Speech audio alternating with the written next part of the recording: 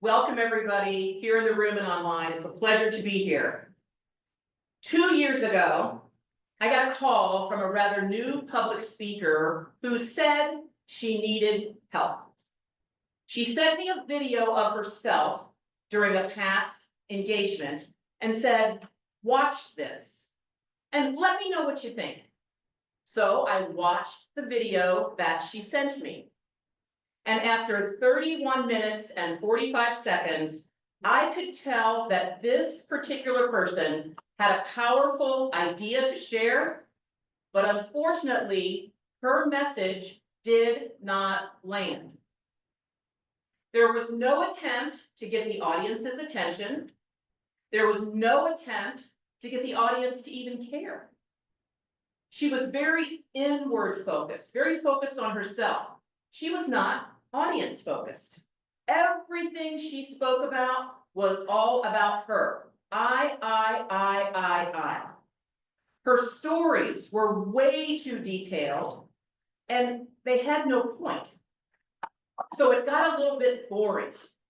There was no emotion in anything she was sharing. And in fact, what she did share was highly complex, hard to follow quotes, statistics, and a lot of data. She had no clear message, and there was no clear ask from the audience. The whole thing, when I watched it, felt very disheveled and very disconnected. And in fact, there was no connection made from point to point. So it was tough as someone in the audience to follow what she was saying. Plus, it was way too long. And what's worse, when she delivered it, her voice was monotone all the way through.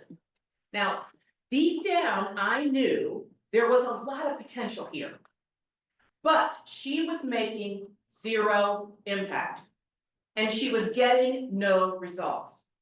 This was definitely a speech gone wrong, a speech that was absolutely missing the mark. Now, I want to ask all of you, and I would like to start with the folks online.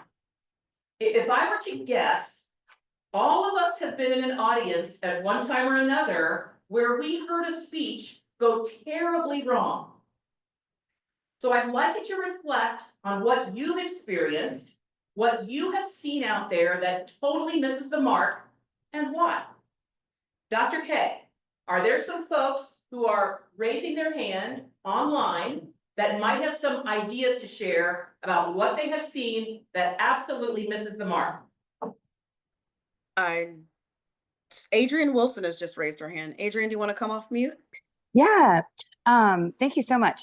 So I agree. Some of the things that I see in my daily world with even with leadership is that there's a focus on them and their past experiences, and sometimes they lose us because there is no relevancy to what we're discussing today. And it's almost like talking in circles. And so just like what you said, the point never lands. Excellent. Talking in circles. I'm taking notes as you're sharing, talking in circles. And you said that's some leaders, you've noticed some leaders doing that. Yeah, like when we're on with prospects, and not really listening to what the prospect is asking and then answering, but not really answering, if that makes sense. Yes, I definitely understand. Dr. K, is there Yes. anybody else online that has raised Yes. their hand? I have two more, so we'll go to Christine next, and then after Christine, we'll go to Angie. Awesome, thank you. I think what I've observed too, it's a story, but it doesn't have the so what and the now what. What's in it for me that I can relate to, and then go off, go back to my desk, go back to my office, and take action on that content. So what, now what? Beautiful, absolutely correct. And then there's one more, Dr. K. Yes, Angie, go ahead. Good morning. I was at a conference recently, and the speaker brought a paper on stage and he read from the paper, but you could tell that maybe it was a list of questions that he was provided before the session. And he would say something like, okay, well, how does such and such affect me? And then he would answer the question, which I thought was a little off-putting. So I guess it just showed a lack of preparation, and I guess a lack of, regard for the audience in the type of session that we were attending. So Angie, just to clarify, you're saying someone exterior provided him a list of questions and he just robotically answered those questions. Correct. Thank you. That's off-putting, to use your word. Folks in the room, what can you add to that you've seen when you've seen a speech or presentation totally miss the mark? Maybe a disaster even. I've seen a speaker who did not know his audience. And Talk about that, please. I'm in insurance and it was an insurance conference and this gentleman was, I think he was a comedian or his expert. I understand some skills are transferable to industry, but whatever his expertise is, and see, I don't even know. That's why impactful looks to me, right? I just think he didn't do enough homework on his audience to kind of relate his message to us. So it became, very boring and we just kind of got disinterested. And then it was long. I mean, that's the other piece. I think, people can't sit still for an hour unless it's really engaging. So question on that, you said he was a comedian, you felt he didn't do research on the audience. So did it feel canned to you?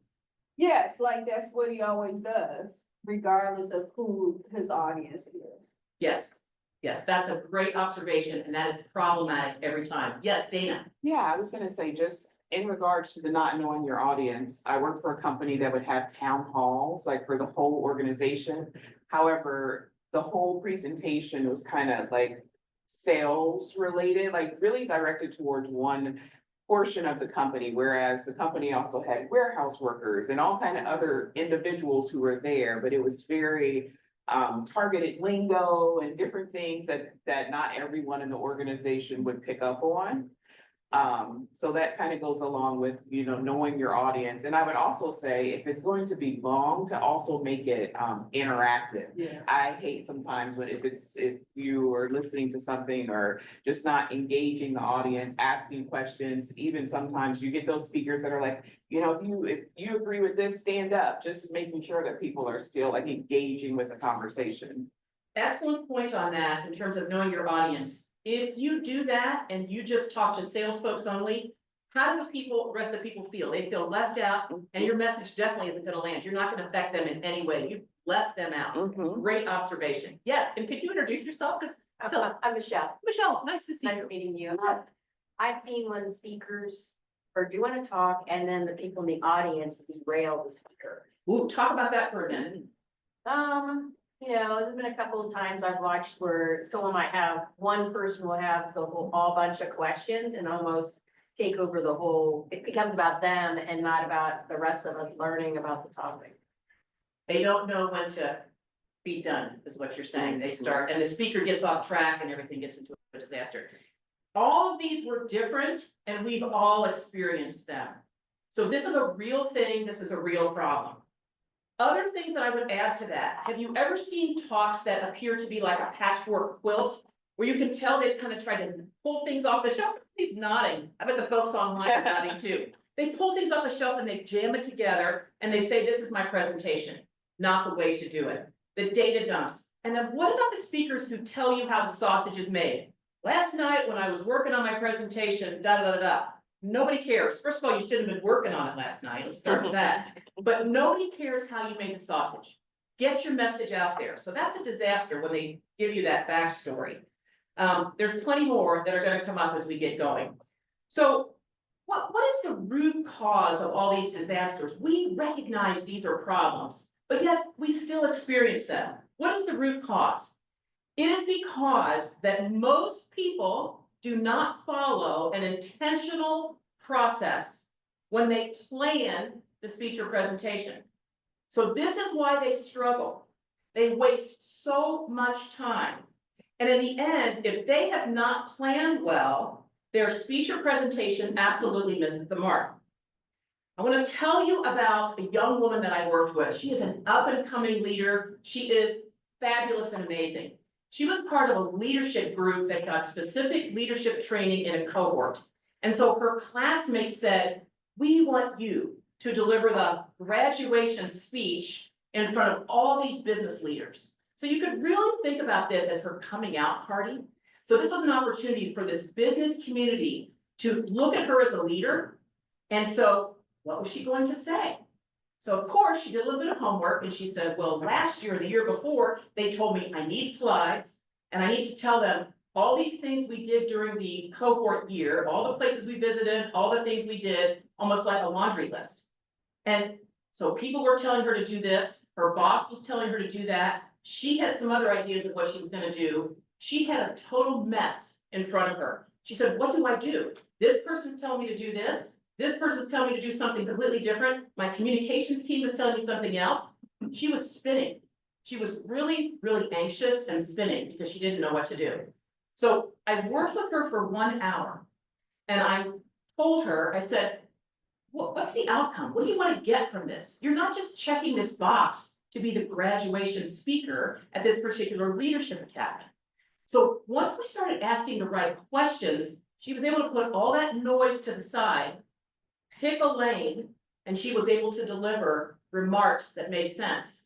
And it was not based on PowerPoint. It was based on the message that she wanted to share. So in 1 hour, she was able to clear out that noise, pick a lane, and she made a huge impact to the point where they asked her when they were going to be on television for something else they were doing. They said, you did such a good job here. We want you to continue to be the spokesperson for our class. So you see how that can elevate your career if you do things the right way. So now she's got another opportunity. And so that's what happens. If you do really well, it's going to lead to opportunity after opportunity. So let's talk about this struggle. Imagine that young woman when she was struggling with all those voices. When you sit down to work on a speech or presentation, what do you struggle with? What's hard for you when you sit down? And I'm going to start with the room this time. We're going to give the virtual folks a chance to think about this. What do you struggle with when you know you've got a talk to give? What's hard for you in the very beginning? What do you struggle with? Anybody?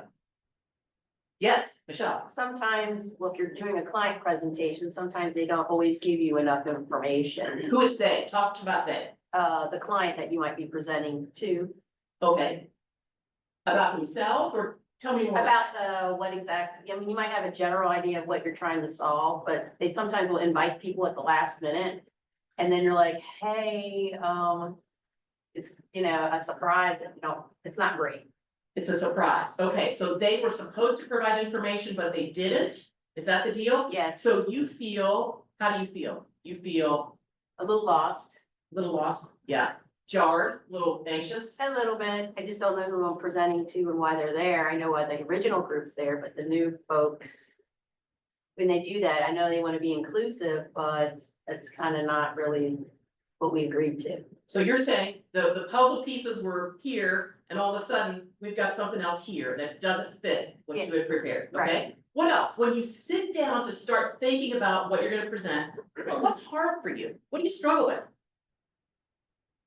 Kathy. Kathy won.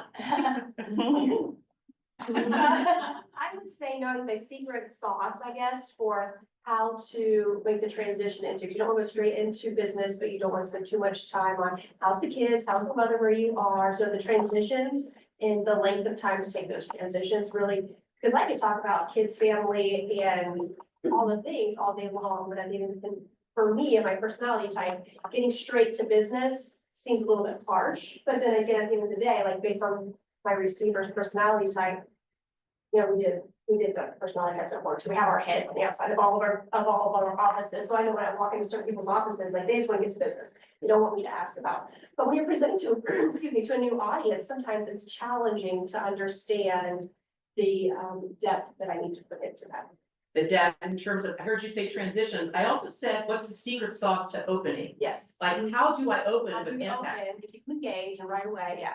Okay, and there's a difference between if you're doing something like this, we're having a workshop, or you've got a keynote to give, or you're presenting in your company to a department where, you really do have to get down to business and you have business to take care of. So it's different. And I love what you said about different people prefer different things, and you are absolutely right. Some people do want to get down to business. That goes back to knowing that audience. And other people are like, let's talk about the kids. So it is up to you to do that kind of research to know who's in that room, so you can pick the right way to go, for sure, all right? Other folks in the room, in terms of struggle, imagine yourself sitting down to struggle. Kathy too, Kathy Lindeman, what do you struggle with? Oh, I hate being put on the spot. We're friends. I would say most of the time it's what information I need, because I have too much and I have to know what to fill out and what to put in.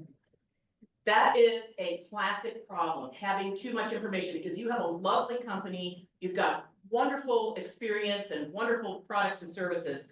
How much is too much? So you sit there, so you kind of like that woman I told you about. What do? I got too much stuff here. How do I decide?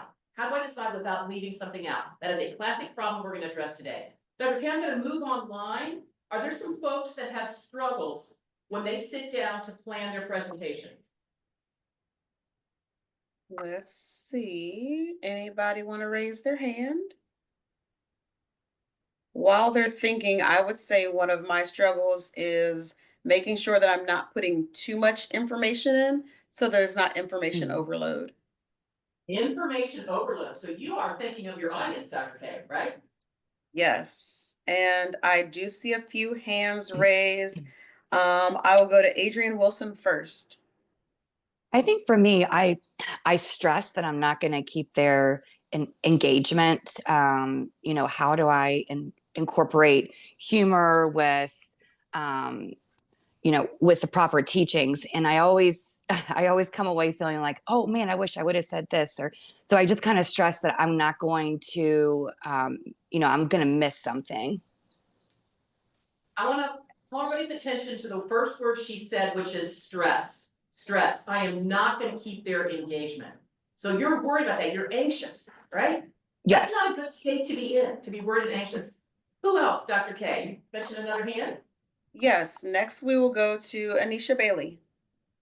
Hey, so what I struggle with is, like you said, like how do you initiate the conversation or the speech in a way that is going to capture their attention and then allow you to be able to move forward. And then I also would say that once I do that, not getting too far into the details and being able to stay at a good pace and stay engaging.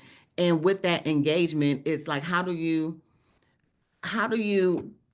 like in some situations you can get feedback and engagement directly from the audience. In some situations the feedback can't be direct because you're just giving a speech. So the feedback needs to be more body language feedback so that you can know that you're on the right track and things like that. So I was just I think about all of those things when I'm sitting down trying to put together a speech. All right, so just to recap, how do you initiate that conversation to capture attention? So you notice when I started, I didn't go into lots of details about, I'm glad to be here at Ohio Health, I'm glad to be here, it's nice to be here in Columbus, I went to Ohio State. No, it was more 2 years ago, I had a leader contact me with a problem. So I started with something different to get right into it. So that opening has to be intentional when you are giving a talk. You also mentioned details, pacing, and feedback from body language. Yes, that is the ability to read the room, which we're going to for sure talk about today. In fact, we are going to solve everything we talked about today and more. And let me kind of tell you what we're going to do. First of all, I am going to give you a tool that you can use to plan your speech or presentations that you can aim for impact. No matter what type of speech or presentation you're giving, this is a tool you can use every single time. We're going to spend a little time together practicing with that tool, because I've learned that the more you practice with this, the more you can embed this in your own day-to-day processes. So we're going to practice and actually use the tool and have some folks present. And after that, we're gonna ramp some things up. I'm gonna give you a 7-step process for creating and delivering a high stakes presentation that drives a return on your investment. Because when you speak, there has to be a reason for it. And we're gonna talk about high stakes presentations and the business result you have to get from that. And this 7-step process is something, again, that you can rinse and repeat if you need to get a clear business result every time. So let's get started.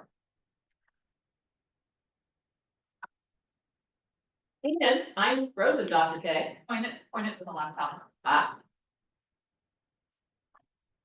We are still frozen. Our technical support is coming to the rescue. I'm gonna keep going while she fixes that. We just need to get to slide 2. I want to tell you what happened a few years ago when I was working with a woman. It is Women's History Month this month, and I was working with an executive who wanted to mark Women's History Month in a good way. We're on slide 2. There you go, perfect. She was wondering, what do I do to mark this occasion in a way that makes an impact versus just checking a box for Women's History Month? What could she possibly say that was different? And she could go in so many different directions. Some people talk about history items. They might put women up in history and tell their stories. And there's no one right answer in terms of what she could do, but we had to start by planning and exploring the possibilities. So let's break down the tool. We're gonna see if the clicker has been repaired. And still the other button.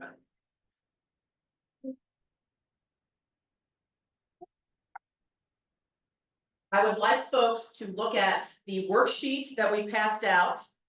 And we are gonna run through this worksheet because the first thing we need to talk about is the audience.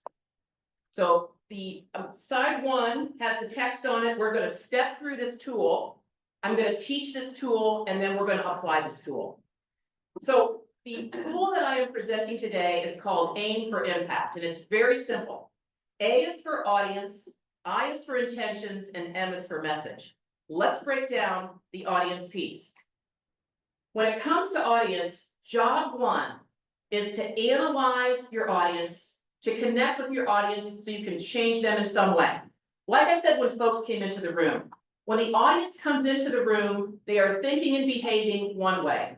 When they leave the room, they need to be different. They need to be changed in some way. And no matter what presentation that you're doing, if you have not been able to change the audience from when they walk into the room, when they leave, you have not been successful. But I want you to kind of get that into your head. There needs to be a change in some way. So how do you change this audience? First of all, you need to do some hard work to really get to know this audience. And I would argue that even if you're presenting internally to your teams, you need to go through this exercise because things change along the way as the environment changes. So let's talk about what these things are that you need to think about and indeed write down so that you are really truly doing this analysis. So think about, what are your audience characteristics? Are they mostly women? Are they mostly men? For this talk, if we had a room with both women and men, the examples that I've intentionally chosen to share with you today would be different because every example that I have today is focused on women. If we had a mixed group, I would mix it up and I would have different examples that would appeal to both genders. That's why audience analysis is important because, as you said, Sandra, if you're, or someone says, Dana, if you're leaving out a whole group of people, they're not going to do what you want them to do. So it's very much about being intentional, but you need to think about what are those characteristics: gender, age. That makes a big difference. Are you talking to Gen X folks mostly, or are you talking to boomers? Makes a big difference on what you're going to present. Do you have shared experiences? All right, a couple of examples here. At work, if you have a group of folks that are presenting in your workplace, you have some shared experiences. You have some shared culture in your organization. You want to tap into those. You want to actually write down, what are some experiences we've shared together? Sometimes positive, sometimes negative. Reflect on that. What are our shared experiences? If you're presenting to a conference group and their peers in your industry, if you're in insurance or accounting, what are some shared experiences we've all had as accountants or as insurance agents? You want to think about that. But these questions will prompt you to come up with ideas that you can draw on when you make your presentation. What about work life and personal life? Again, going back to the culture of your organization, you have, in terms of work life, do you have a hybrid workplace? Do you have a workplace that's now returned to office? Do you have an annual meeting where the entire company gets together? That's part of your work life. Do you have traditions that are part of it? And then personal life. Do you have folks that are struggling with daycare issues, struggling with aging parents? Start thinking about what are some things in the work life or personal life that you can say, this audience is dealing with these things. Goals. When it comes to goals, as an organization, what are our shared goals? What are we all working for? Write that down. Write that down. Concerns. Every audience is worried about something. You need to think about, what is my audience worried about on a day-to-day basis? What are their fears? What are their fears? All this data provides input that allows you to draw this beautiful picture of the folks that you're going to be presenting to, and that is going to help you decide what you say once you do this analysis. You also need to think about, where's the baseline from your audience's perspective if you're talking about a topic, let's say leadership, all right? What do they already know about this topic? What do they already know? So kind of do some cataloging, all right? And what do they already feel about this topic? So think about their feelings. Sometimes their feelings may be negative, and it's going to be up to you to move those feelings. But if you intentionally address, here's how they're feeling now when you're doing this analysis, it's going to help direct what you're going to say when you speak. A critical piece when you do the audience analysis is deciding what we have in common, all right? So today, what we have in common is that all of us are running a business of some sort. As part of Webeck ORV, I know we have some non-certified folks that maybe are aspiring to get certified, but they're running a business. There are some things that we all have in common. What are those? That's a great way to connect with people if you identify what you have in common. Did we go to the same university? Are we part of the same association? So think about what you have in common, because those are connection points with your audience. We talk about shared experiences, values. What does your audience value? And the whole values exercise, we could do a whole talk on values, but think about, what do they value? Is it loyalty? Is it care? If you're working for a hospital, everybody values this concept of care. So based on your industry, based on who you're speaking with, what are the shared values that we have? And then shared networks. And I would argue that Webeck ORV is a shared network that we have. What are some other shared networks that make up the database of analysis for your audience? If you don't know these things, and this was brought up with the questions, if there are some pieces of your audience that you don't know, you need to get out there and ask people. Don't just assume that every single thing is in your head. So do some questioning of your colleagues. Do some questioning of event planners. They are the most underused resource out there.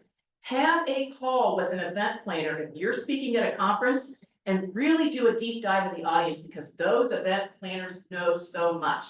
And it's up to you to ask those questions. And I know sometimes, we're in a crunch, and you had said, Michelle, I didn't get the information that I wanted. So this is an opportunity for all of us to get out there and ask those questions. And I would say, really rely on those event planners. They will give you surveys. They will give you all kinds of data that you can use to make decisions about what you're going to talk about. Video recaps. How many times have you been to a conference and they'll do like a sizzle reel after a conference? Those are all on file from a previous year. So if you're speaking the next year, ask to see those, ask to look at those video recaps, evaluations, surveys, social media, all right? You can go out there and be very proactive to find out what your audience cares about by what's being said on social media. You can see what those conversations are. And if you're smart, you will find a way to address that in what you're speaking about. Who follows the organization? You can see when you look at company pages on LinkedIn, people's personal pages, you can see who they're connected with and who follows them. This is all part of the intelligence process. And I will say, you can tell by this list I'm going down, this takes time. But this is going to help you make those decisions when you've got all those puzzle pieces on the table. What do I say? What do I leave in? What do I say out? What do I leave out? And how am I going to choose a lane? Because it's going to be very relevant to the research that I've done. Potentially, it would be great if you're speaking to a group to get the actual list of names and organizations that are people who are attending. I asked Courtney for that today. Who's attending? Who's in person? Who's virtual? So that I knew who was going to be in this audience. I knew there was an insurance person. I knew there was an accountant. I know some of you people already, but I wanted to know, who am I speaking to? Do that kind of research, all right? And let me tell you why this is important. Right now, I'm working with an executive director of a very large public-facing organization. And I will tell you that unfortunately, he has a very hostile audience, all right? I'm sure all of us have been to chambers of commerce meetings where they do briefings and somebody will be invited to share about their company. And they often will put together a canned presentation about their company, all right? The problem is, if this particular leader did that, he would be in a lot of trouble, because the reality is he's got an audience that's kind of hostile to him and what he's doing. And he needs to make some changes in his organization that need the help of the business community. So he can't just do a happy-go-lucky presentation on his organization. He needs to do something with intention to try to fix some of the hostilities that are out there in the business community. So it is a challenge to do a presentation like that. But if he went in there without doing that audience analysis and was totally tone deaf to what people are totally doing, he would be in even a worse position. He would go down from a reputation standpoint. He would not be accomplishing his goals. So we are working right now on an intentional presentation for the business community audience that addresses the needs that the business community is feeling, some of those hostilities, to try to repair that relationship. But if we had not done that audience analysis, totally would have hit the mark. So this is important work. The A piece of AIM is so, so important. All right, let's move on to the next piece, which is intention. All right, so let's talk about what I mean with intentions. Up front, when you're sitting down, so that you avoid that struggle that we've talked about, you need to identify your intentions. And that is in the form of the outcomes you would like to see. Like we said at the beginning, when people leave the room after you do a presentation, there needs to be something different. You need to see an outcome or a result. And there's two pieces, if you were to boil it down. There's two things from an outcome perspective that you need to consider when you're deciding, what should my outcome be? First of all, can you change the way the audience thinks about something, right? They're coming into your presentation, they think a certain way. You will have already figured that out if you've done your audience analysis homework, all right? You have to know, what do they think now about what you're going to talk about, and what do you want them to think at the end? And you're going to need to be very specific, all right? If they've got a thinking piece that is off base, that you want to shift them in some way, identify what that change in thinking needs to be. Second, do you want to change the behavior of the audience? Perhaps in a workplace setting, your employees are engaging in behavior that you don't want to see. You want to see them change something that they're doing. You need to know, what are they doing now that you would like to see shift, and what do you want them to do differently tomorrow or in the future? So it is very intentional. And the best possible thing is if you can change both thinking and behavior. That's the best thing you can possibly do. And let me give you some examples of this. I once worked with an owner of 3 manufacturing companies. So he was the sole shareholder. He had all of his skin in the game, kind of like we do, right? All of his skin in the game. He owned 3 manufacturing companies with a global presence. In the past, he had done the wing it method, where he had a napkin in his pocket and he would write down some bullet points and try to get the managers of those 3 manufacturing companies to do something different. But the problem is, the wing it method on the napkin wasn't working. He could tell that this was not effective. So one of the biggest challenges they were facing in the manufacturing sphere was these folks were not taking enough risk from the research and development perspective. And because they weren't taking risk, their competitors were surpassing them, all right?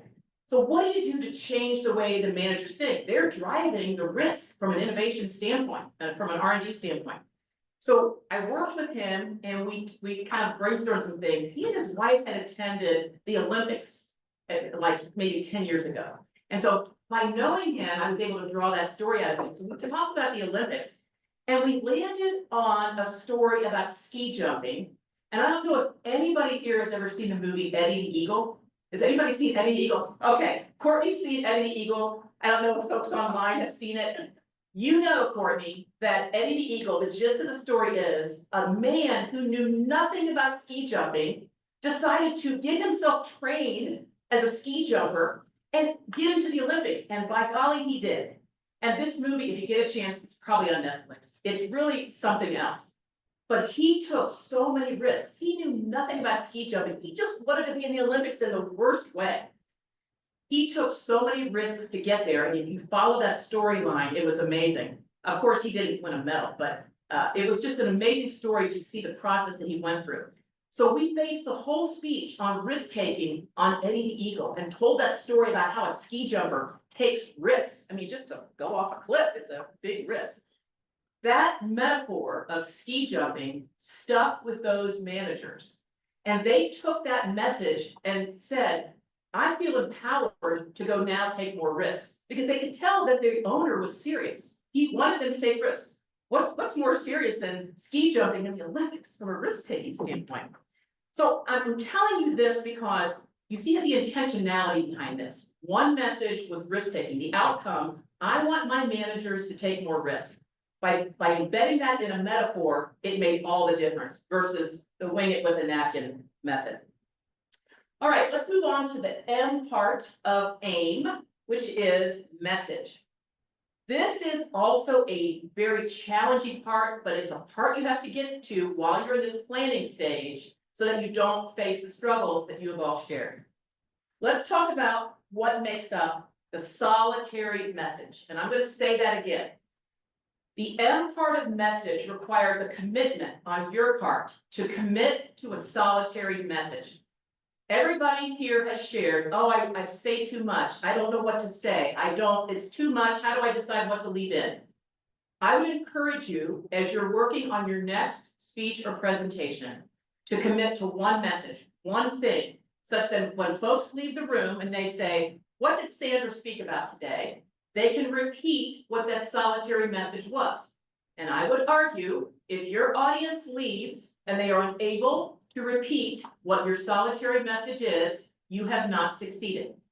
So let's talk about kind of how to get there. Some questions you need to ask yourself is, again, that audience analysis, so important. Those intentions, those outcomes, so important. What does that message need to be that's connected back to the audience and connected back to your outcomes?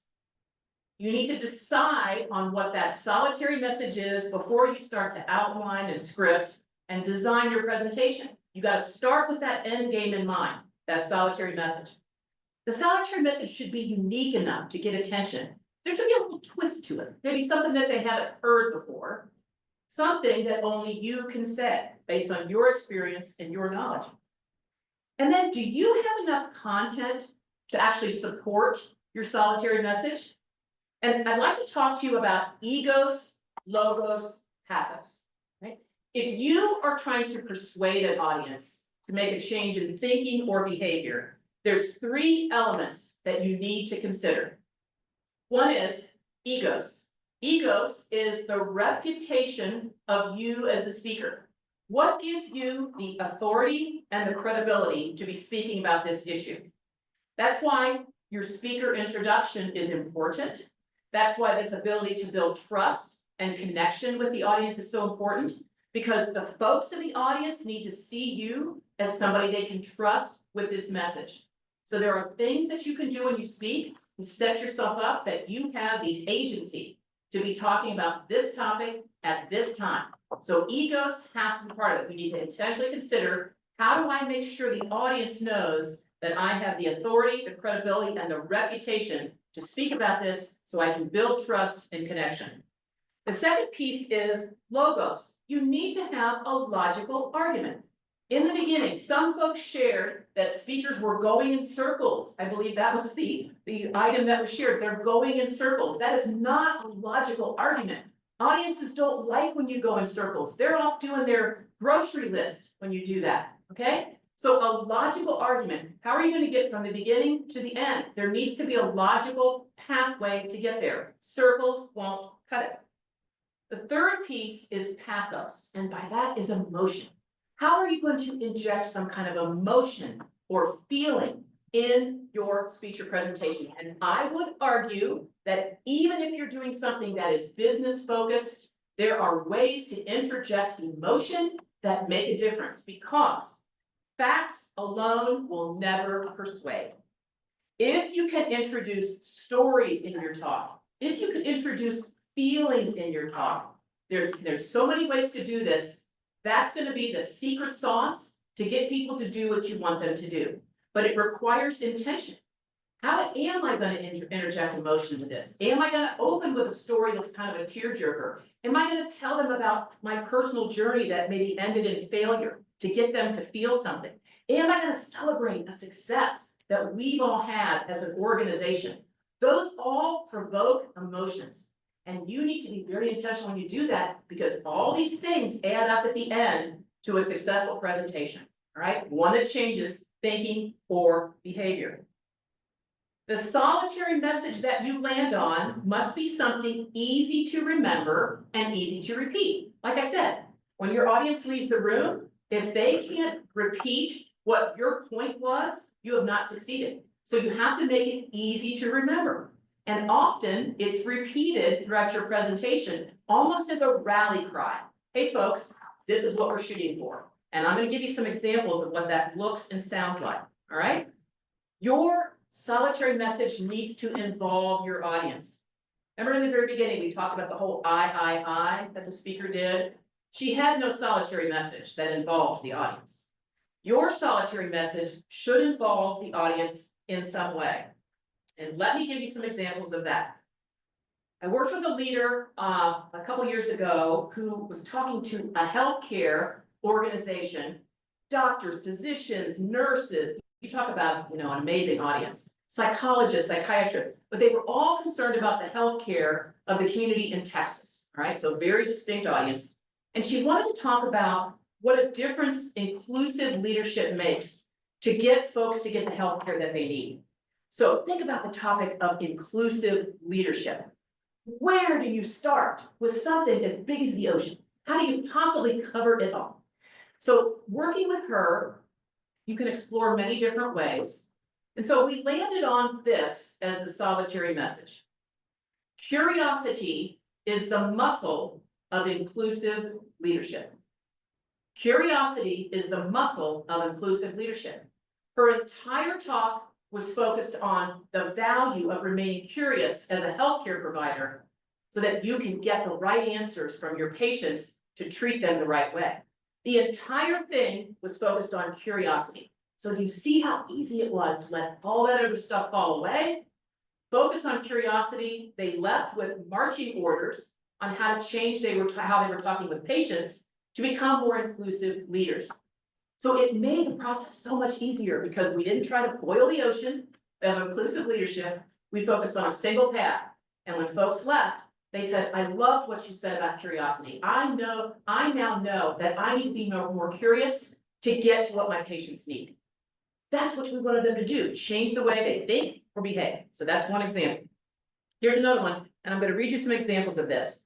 I'm going to go back to that Women's History Month speech that I spoke about in the beginning. Again, Women's History Month, you could go in a million directions. Boil the ocean again.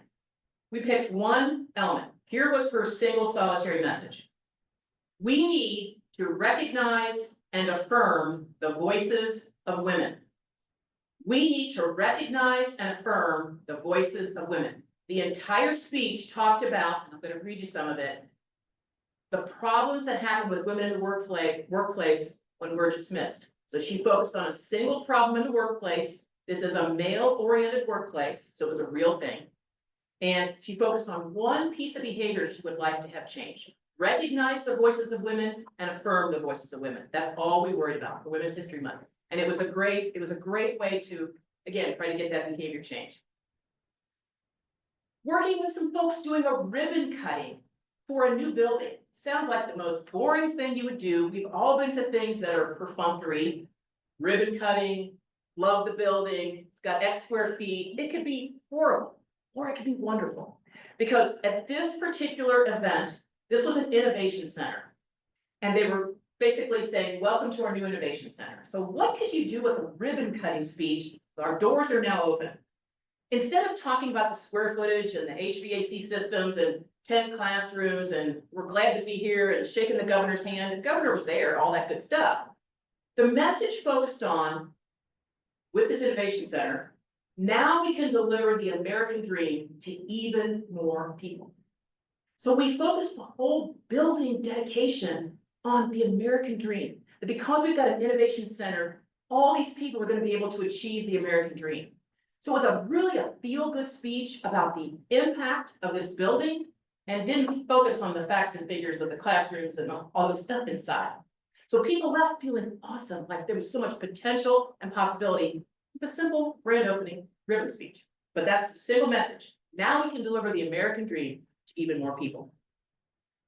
For an association, I worked with somebody else that had an opportunity to be a keynote speaker for his association. So think about that. There's competitors in the room, there's suppliers in the room. I'm sure all of us have been there. What could this guy possibly say to make a difference? Because the assignment was from the event planner, we need an update on your company. Now, okay, so that was the assignment. We need an update on your company. What could you do with that? You could go do this laundry list, sales, revenue, da, da, da, da, da, da, da. How does that affect the audience? It would. So I worked with this guy and I said, okay, what can we do? What are you trying to get out of this? Follow this tool. AIM, follow this tool. What are you trying to get out of this? We did some discussions and he said, you know, the problem that this industry is facing is that we don't have enough mentoring. I'm like, tell me more. He's like, all these young folks coming up, nobody's mentoring them and they're failing. If we had some of the older seasoned people in this association mentor some of these younger people, because this was around the time of the pandemic, so a lot of this stuff had fallen away. So context, okay, is really important here. He said, we've lost the mentoring. He said, I need to really talk about how mentoring had an effect on me and that we need to reignite this. He goes, well, we're gonna lose these young folks coming up. I said, okay, let's do it. So we focused the whole thing, instead of doing an industry update, which was the assignment from the conference folks, right? That would not serve his interests well, and it would not serve the audience well. But a mentoring speech totally did. So he told his story about the impact of the mentors in his career, what a difference it made. And then he suggested, here's how I would lay out the program now. Here's what we need to do differently. So the whole thing was focused on mentorship. And it got great reviews because people said, let's do this. I agree with you. Again, changing thinking or behavior. And indeed, they have improved the mentoring program through this association. So very intentional. And it's about taking charge because when you speak, you need to get something out of this for you and your organization, and the audience needs to get something out of it. So he set himself up as this expert in terms of designing this mentoring program, and they actually did it. So that's, that's the wonderful thing that happens. But don't let, sometimes people give you direction and don't fall into that. Be willing to speak up and say, how will doing an agency update help my organization? So he was seen as a leader, his organization was seen as a leader. I mean, it changed the game. So be willing to have that agency. If you're going to be a speaker, you need to control some of this process for sure. I'm going to give you one more example. Another organization, big organization, they had some things they were doing well in the past, but they needed to make some changes to go forward in the future, right? So what can we say to inspire this audience to keep doing what you're doing because this is working, but we got a gap here. We got these other things we have to do, or we're not going to meet our sales goal. So the single solitary message was, we need to follow 2 parallel paths at the same time. Very simple. We need to follow 2 parallel paths at the same time. His entire talk was around that message. Here's the first path, what we've been doing. Here's the new path. They need to be in parallel. Don't let off the gas here because it won't work. Don't let off the gas here. Parallel paths at the same time. So there was a visual there that was intentional, but it's a simple message. We need to follow 2 parallel paths at the same time. I'll give you a couple more. Even a wedding speech, even if you have to do something personal in your family, maybe you're giving a speech at your sister's wedding for the, what is that? I'm kind of drawing a blank. The bridesmaids that are giving a speech, the maid of honor. Even that can have a single message. I worked with a gentleman who had 3 sons, and he had to give the rehearsal dinner speech as the father of the groom. all right? This family was a hockey family. I mean, hockey was everything to them. And so when he first started this, he took something off the internet and tried to make that his talk. And I said, first of all, I found it on the internet, so he had plagiarized, never a good thing. And I said, but you have this great story with your sons. You are hockey players. You have great family memories of going to Canada and doing all this hockey stuff. Let's explore that a little bit. So we talked about that and just how much, I mean, it was, you talk about feeling and emotion, how much this meant to his family, because they were all gonna be there at the rehearsal dinner. It's usually the intimate piece. So the single solitary message of his father of the groom was, keep your eyes on the prize. So we brought in the Wayne Gretzky, the hockey puck quote, but keep your eyes on the prize. And we twisted that to keep your eyes on the prize of your bride. Don't let your bride, focus on your bride always. So that's where the message was. And it was a beautiful tribute.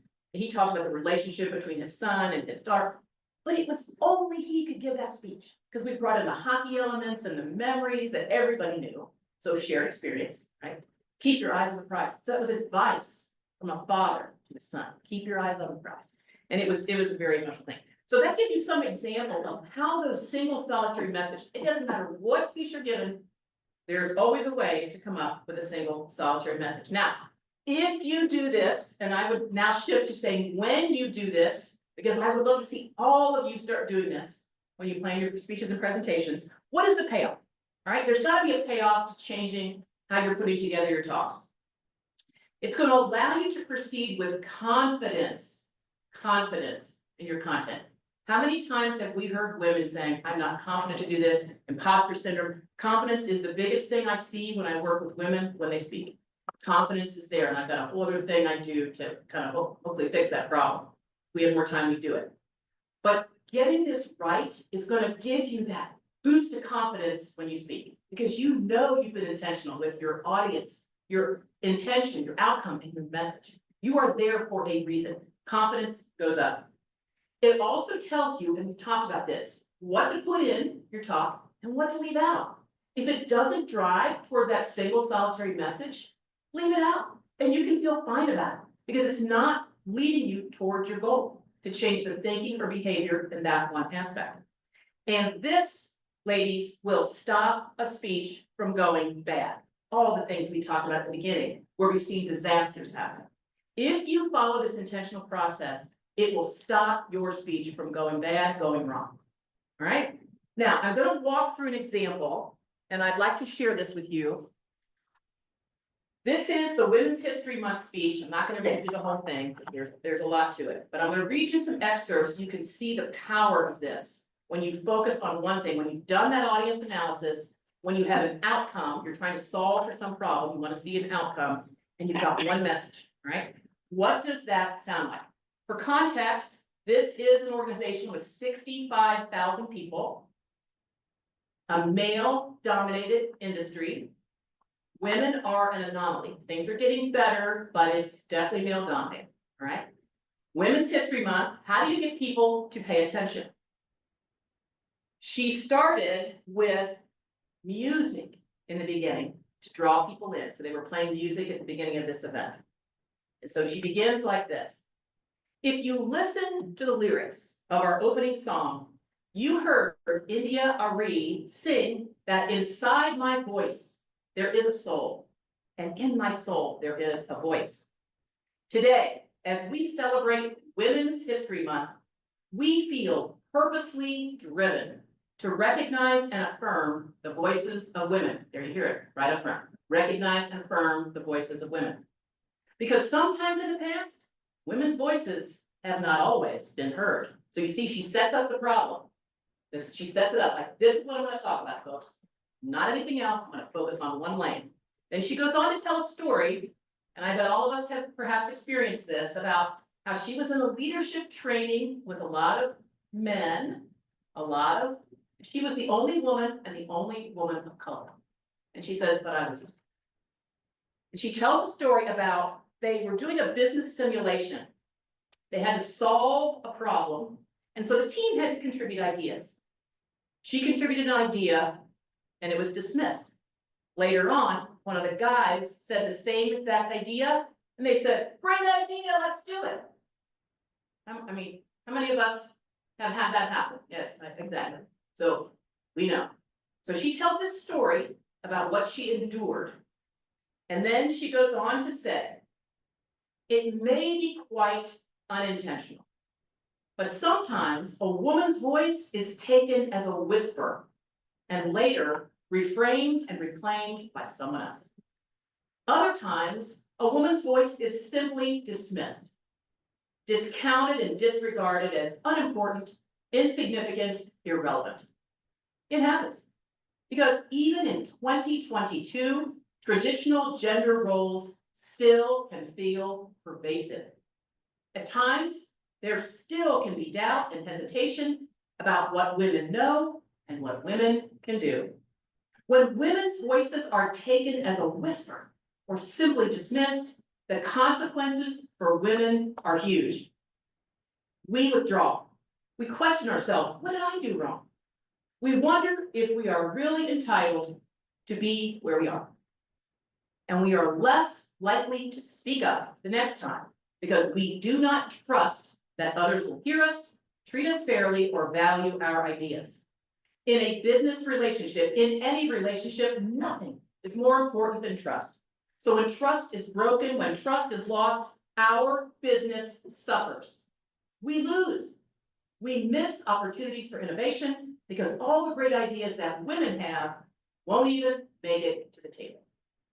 So she sets that problem out there, and the feedback that she got was, wow, thanks for putting that out there. It generated a lot of discussions. She went on to tell a story about a woman in leadership now who had a heck of a hard road to get there because she was simply dismissed along the way, even though she had a lot more qualifications than some of the men that she was going for. So she told that story. And so again, memory, tell the story, give emotion. Finally, this woman makes it to the top because she had a boss who was an ally with her and helped sponsor her. So purpose. You could have talked about Women's History Month and checked a box. She chose to address a business issue and change the way people think or behave. So do you feel ready to do this for yourself? Because that's what we're going to do next. You now have a new tool that you can use. And here's what I would like you to do. I'm going to give you time to do this because once you do this one time, the next time is going to be easier, and the next time is going to be easier. I'd like you to think about, and here's two options. Maybe a speech or presentation that you did that was maybe kind of humdrum, run of the mill, checking a box, and you didn't use this process to plan it to get an outcome. Could you think about redoing that in a different way, focusing on your audience, your intentions, and your message to get a different outcome? How would you recast that? So I'd like you to use the back of that worksheet to do that audience analysis. Who are these people? Crystallize who are these people that you're speaking to. Think about the outcome. What do you want to be different the next time? Change thinking or behavior. And then what is that single solitary message, which is the hardest part, to get that nailed down in a beautiful short sentence. And I gave you some examples of that. I'm going to give you 12 minutes to work through this because it does take some thought. And then I'd like folks both online and in person, we're going to share these. And if you get stuck, totally fine. We're going to troubleshoot on the fly to help you solve that problem. If you have a speech coming up in a couple of weeks that you're working on, maybe you're struggling with it, now is the time to take a step back and do this kind of planning so that you get the results that you need to get. So let's take about 12 minutes. If anybody has any questions, either online or in this room, I'll be happy to come around and help you. But really think about how you're going to complete the back sheet of that worksheet so that you can kind of share with the group, here's what I'm thinking. Do you think this will be effective? And we'll troubleshoot any area where you're stuck. Any questions? Okay. Just a I can quick already wait to see question. the- A quick Yes, question. yes. So are we doing the full aim, or are we just doing like the audience background? I'm gonna give you 12 minutes to do the full thing, AIM. Okay. If we need 15, I think we're okay on time. Because the sharing and the troubleshooting part of this is very helpful. So take your time, go ahead and take 12 to 15 minutes, do the whole thing. But like I said, that last part, if you do the first part, you may be able to come up with what that message is right away. And sometimes you gotta wordsmith it a little bit, and we can help you with that, you know, during the sharing part. Does that help? So the full worksheet, AIM, audience intentions message, yes, fill out the whole thing. Yes, had thank something you. else, Michelle? I guess can the outcome be a close? A close, what would the phrase be? So you gotta, you gotta think about what that is. Okay, Okay, use some of the directions on there. You mean like close a sale? yes. Okay, what's the message that you're gonna send to close the sale? Like, we have the best people in the industry to solve your challenge. So it needs to be a phrase, it needs to be a sentence that so when they leave, they have the best people in the industry to solve our challenge. So something that to make the decision to give you the business, what is the message that they need to get in their brains? You gotta burn it in their brains. Danny, you have a question?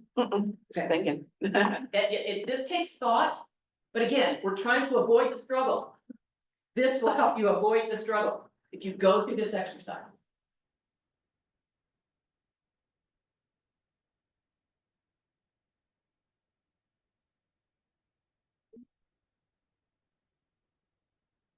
And if anybody has any questions online, feel free to come off mute. I'm not going anywhere.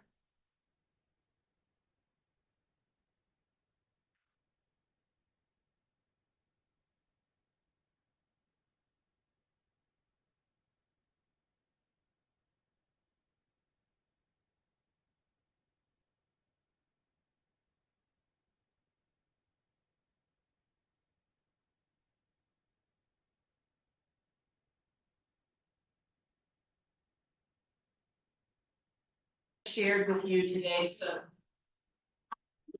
we're gonna come back together, and this is the point where we can all share and learn from one another. I have shared with you some examples of all the pieces of AIM, the audience analysis, the intentions, and the message. And now I would love to have some volunteers share what you worked on, and so that all of us can learn from one another. Who would like to be the brave soul to go first? Any place where you got stuff, we'll work together to solve any issues. Who wants to go first? I can go. All right, I Kathy, just did an industry talk a couple weeks ago, like I should have called Teresa.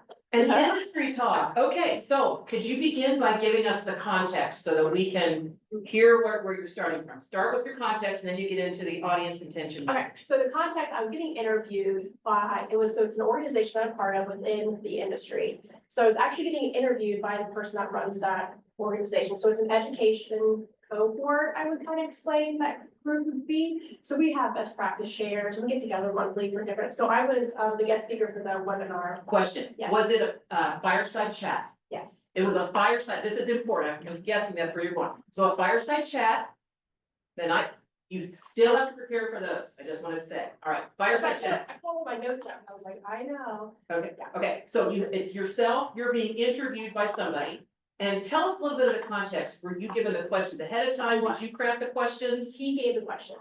Did you like the questions? I did. So we met before, so we kind of heard my heart, like I knew the topic.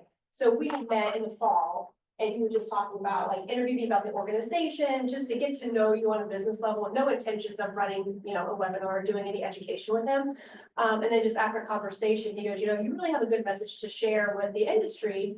I would like you to be the guest speaker. And I was like, no, but okay. Guest speaker on a fireside chat. Yes, on fireside chat. Yep, I'll be interviewing to fireside chat. So we did. So we met, we prepped, and then he gave me, you know, he heard my heart and what we had to say, what we're doing internally as an organization. Just listen, you heard your heart. What do you mean by that? So it's really funny. So I was going to tell you in my audience.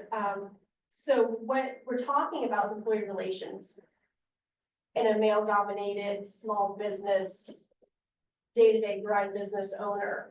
I guess audience would be that person. So when we talk about employee relations. So that's the big topic. that's the So the big topic, employee relations, could boil the ocean. Okay, Yep. go. That is the ocean that I was walking into, so we kind of drilled it down, and we got a very narrow, it was a really challenging conversation to have with the audience, and I'll tell you the audience reason why.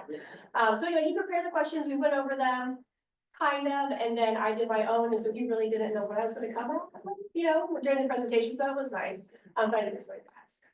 Okay. Prep work. Okay, so tell us about the audience. Give us the characteristics, paint the beautiful picture for us of who you were speaking to. Yeah. How many, first of all, how many? 10,000?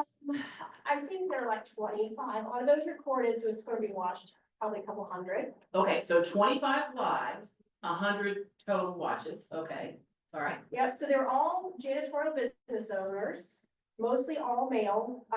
I think there was only one other female besides Jill, who was on there to support me, and then my team was there to support me as well. So all male. Our industry is, you know, very customer driven, always firefighting mindsets. The businesses, and this is something I was mindful of, they were smaller than ours. So I didn't want the magnitude of what the topic was, because again, it's an ocean, and I'm talking to male-dominated firefighting business owners. They're always 24/7 on about these considered warm and fuzzies. So Stop right there. So what do you mean by that? So they're kind of rejecting this, or they think this is extraneous, or? So yeah, so that was part of the problem. So part of the problem is, you know, we talk, so when we go to the industry, right, like, so we go to our male dominated industry. So most of the stuff we talk about is processes, technology, you know, all of the hard black and white, I can implement that, I cannot do that. So our industry is, and I think it's very passionate, I think I'm very passionate about our people because they're all very, they have that servant at heart mentality. And sometimes business owners, or even, I don't want to submit a role in here, you know, it's kind of hard for them to see that and see the importance of pouring into that. So I wanted to be able to connect with them virtually, knowing kind of their mindset walking into this topic. So I think for me, because I can talk about this for hours and I can make it sound all great, but I wanted to give them actionable items, understanding where their business is, what their day-to-day grind looks like, and kind of, but I still wanted to hit home on the importance of what this means for our employees and for our industry. Okay, so audience wise, they're not really amenable to this because their hair's on fire. Right. So, okay, so that's how they know about, feel There's about it. dumpster fires happening all around them, and I'm trying to tell them to be nice to their employees. Right, so priority wise, this is not a priority, let's be clear, your way you painted this is not a priority for them. All right, but your company has made it a priority. Okay, so you're gonna tell us more about that. What else do we need to know about the audience? How old are they? So they're middle age, Tell me what middle age is, Ken. my age. I would say probably 40 to 60. 40 to 60, that's important, 40 to 60, okay, all right. What else? Because that is important, it's funny you should say that, because that is important, that was one of the topics. Because the new coming industry leaders that we have, they are on board with this. Because they skew younger, Mhm. important, okay, but you still want to change the hearts and minds of the old guys, so to speak, okay? Because we're trying to impact the industry, right? Like that was the whole goal. Yeah, all right, so what else about the audience? We all have the same problems. We have lots of turnover, hiring problems. We have people that really do not see, if they're not kind of adopting this mindset, they're really not seeing any advancement within the organization, or they don't buy the company culture. So. So you're giving us the reasons, stay focused on the audience. So you said we share, Problems, right? you shared problems, turnover I've got, Mhm. hiring problems, so there's a shared piece Mhm. that you're gonna wanna connect with. We're Yep. all in this, we all share these things. Yep. All right, what else? We have shared else, okay, what else? Turnover problems, company culture, buying company culture. You said buy into company culture? Yeah. Meaning you want your employees to buy into the Yep. culture? Yep. Okay. All right, what else? So I think those are basically a lot of the people that are on there, the shared experiences, beliefs. Okay, good, all right, so let's go to intentions. What do you wanna see? What's the outcome you wanna see? So the mindset that I really wanted to kind of change was them understanding the power of investing in their entire team. So when I say entire team, not just the person that sits beside you in the office, but those frontline employees.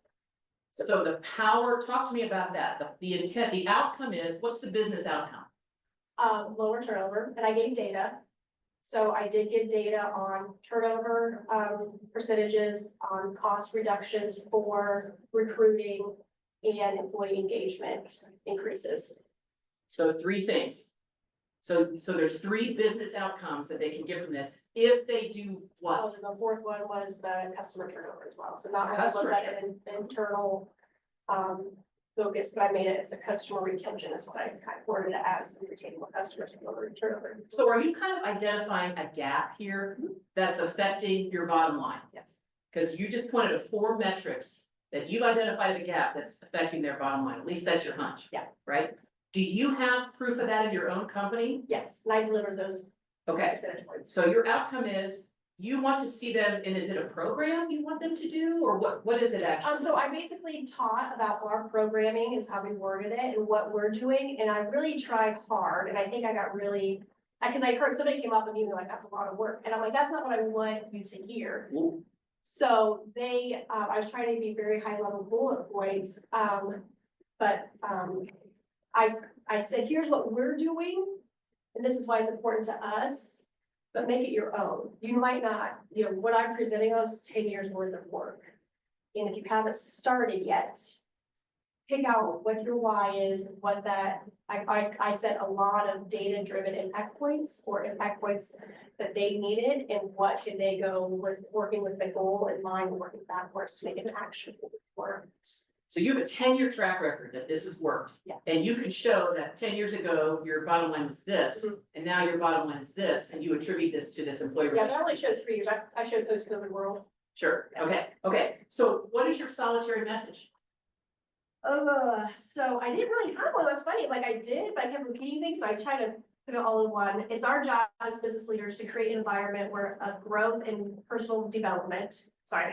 It's our job as business leaders to create an environment of growth both personally and professionally. I definitely tried to hit on Okay, so repeat that again, but do it slower. It is our job. as business leaders Huh? to create an environment Huh? of growth personally and professionally. Okay, so let me ask you this. It is our job. Are you encouraging them to do a program? Because wasn't that your outcome? You wanted them to do the program, but that message doesn't say that. Okay, yeah, that's a good point.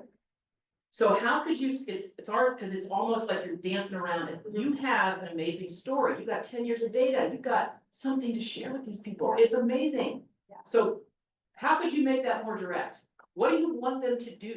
What is it? Is it a you message? Is it an our message? You're already doing it. I think it's so I think the premises was share our experience of what we're doing to encourage and empower others to maybe follow suit to enhance the industry of serving our employees better. So our employees are the first one to get a complaint and the last one to get a thank you. So how can we serve our employees better to serve our clients? So sorry. Okay, so we're getting a little bit into trying to boil the ocean here. I think you're trying to do too much, all right? If the outcome is, and I'm just gonna map it out and see if you agree with this. Yeah. If you implement, and let's just is there a name for this program that you have? Cummins Cares. What's it called? Cummins Cares. Cummins Cares. If you implement an employee cares or company cares program, don't name the company. If you implement a company cares program, you will have the opportunity to increase your bottom line. So what's in it for them? So a you message would be good. They gotta see what's in it for them because you're putting this way out there. It's our job as business leaders to create a new environment.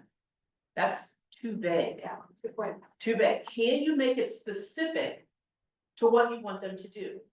Because what's the payoff? You're saying you got data, Kathy, that they're gonna get more money, their bottom line's gonna increase, that's a gap. You know, and you might even explore wording like, you can plug a gap, or that's all kind of a negative thing. I would focus on the profit increase. If you've got proof that implementing a company cares program drives profit, every single business leader is gonna pay attention to that, and it's clear. It's not out there, like it's our job to create an environment, I don't know what that is. But if you're clear to say, a company cares program can boost your profits by 10%, whatever your number is, you got proof. That would be even stronger if you've got data that says, we know you can increase it by 10%, whatever it is. You don't think they're gonna pay attention when they hear a number like that? Right. Oh, that's good, yeah. And not only that, so let me tell you the benefit to your organization. Look how that sets you up as the leader in this. Like these folks know what they're doing. They're increasing their profit not by more hair on fire stuff. Yeah. But by implementing a CARES program. So specificity is so important. What do you want them to do? Don't talk in generalities. That's why that solitary message is so important. You gotta get that right. And it's hard to do in 12 minutes. I wanna give you grace. It is hard to do in 12 minutes. And sometimes you gotta go through some iterations. But the clarity of saying, if you implement a company cares program, you can boost your bottom line by 10%. You don't think they're gonna not remember that when they leave the room? That's what Kathy talked about. And that would be so powerful, and kudos for you for even doing that. That's another conversation, that you're able to tie that program to profitability. So there's a business outcome, right? Anything else, any other reflections or any other areas where you struggled? I answered, I mean, he asked the questions. It was really interesting because we opened the floor for questions. Let's talk about that for a second. That's always scary. Tell us why it's scary. I mean, because, you know, I had an hour, right? It's like the whole thing was an hour long.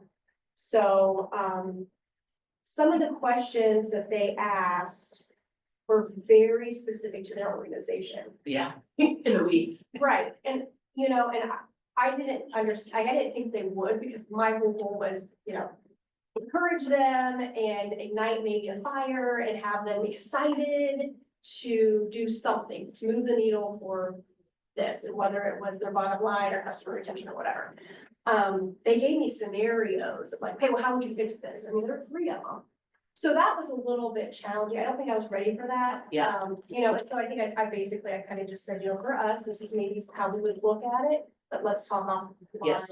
And we can talk about, you know, your experience, because you don't want to get so granular and take away from everybody else with their personal, they consulting personally for that. That's a great way to address that, and I'm certain we've all seen that too, where people start just polarizing on their own issues. It's not helpful to the rest of the group, and it's up to you if you're being interviewed to control that, so it doesn't get too in the weeds and off message. So you can give a high level answer, but I would also say in the prep phase, anticipate that happening so that you know how you're gonna respond. So another part of preparing for a fireside chat or panel is to anticipate objections, questions, anticipate what they're gonna say, because if you did your audience analysis, you're gonna know that. But it's about the process of, okay, I'm now gonna work on what are potential questions, so I'm ready, so I don't be caught flat-footed. Great job. Was that helpful? Kind of taking that message to the next level? It was, and again, like when I had the questions, I tried to stay with, you know, when I was answering the questions, the same theme, What, when you say theme, talk to me about that. just the empowerment of our employees, and Yes. what that means for them. So, and I think definitely one thing that I was really shocked is I like talking about the heart, I like talking about impact and changing things. But when I did share the data points and the percentages, so the cost savings, the revenue, those spoke volumes, so you could just see everybody was kind of like, oh yeah, it's not just warm and fuzzy.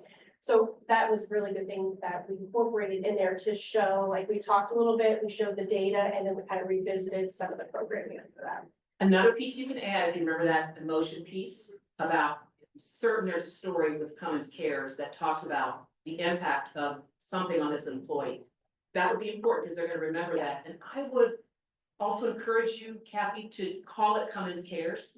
Don't just say employee relations. That's a generic thing. You guys have done the work, own it, and start saying Cummins Cares, because when you start saying that, your industry is gonna say, I've heard about the Cummins Cares program. So own that, you've worked for it, take the agency to talk about it and start hearing the buzz. So funny you should say that, like, I literally got tears in my eyes. So I was on another podcast before this webinar, Yeah, and they talked to me about our program. And I didn't know he was gonna do this. It was a podcast in like 30 minutes. I'm like live, right? Like on this podcast, and there's 2 men interviewing me. There's lots of people listening, because I can see the live ticker. And he goes, hey, and the host looked at the other gentleman, he goes, can you just Google Cummins Cares?